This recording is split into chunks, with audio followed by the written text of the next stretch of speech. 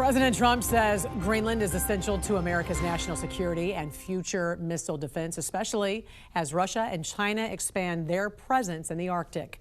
Joining us now to break down the stakes is retired veteran Brigadier General Jan Teichert. Good morning to you, sir. Great to see you. Good morning, Jan. Thanks for having me. How critical is Greenland's location when it comes to missile detection, early warning systems, and this proposed Golden Dome, especially as Russia and China expand sort of their footprint there in the Arctic?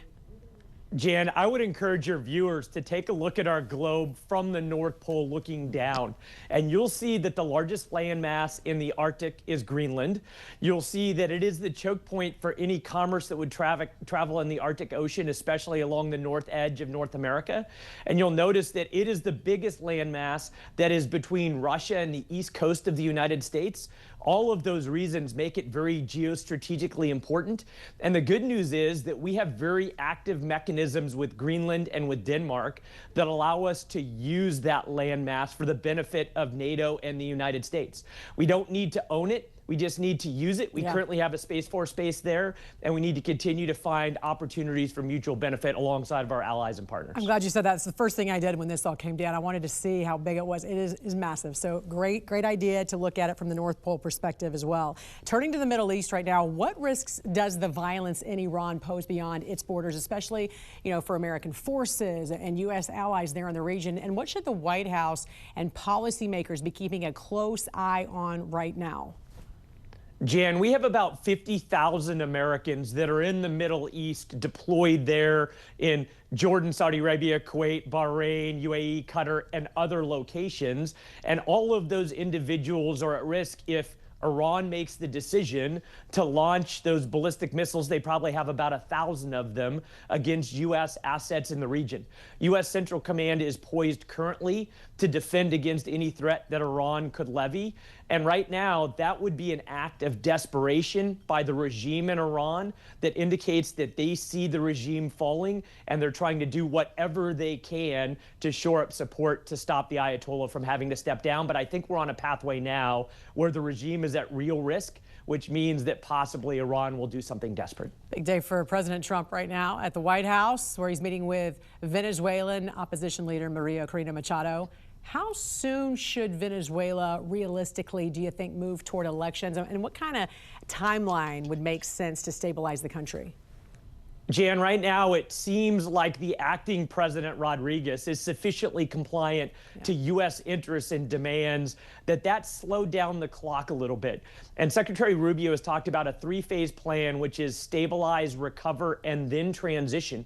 But it is in the best interest of the United States and the Venezuelan people to accelerate that process towards transition.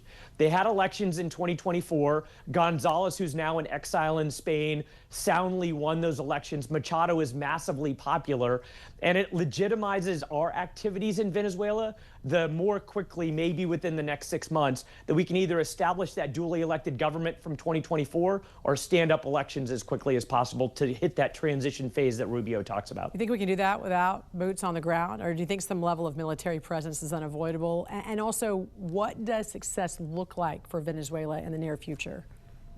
Jan, success for the United States looks like they are complying with or aligned with U.S. interests, and there's a duly elected government there in place that meets the will of the Venezuelan people. I firmly believe we do not need U.S. boots on the ground, especially because that large American armada in the Caribbean is keeping any of the rogue elements of the former regime in check.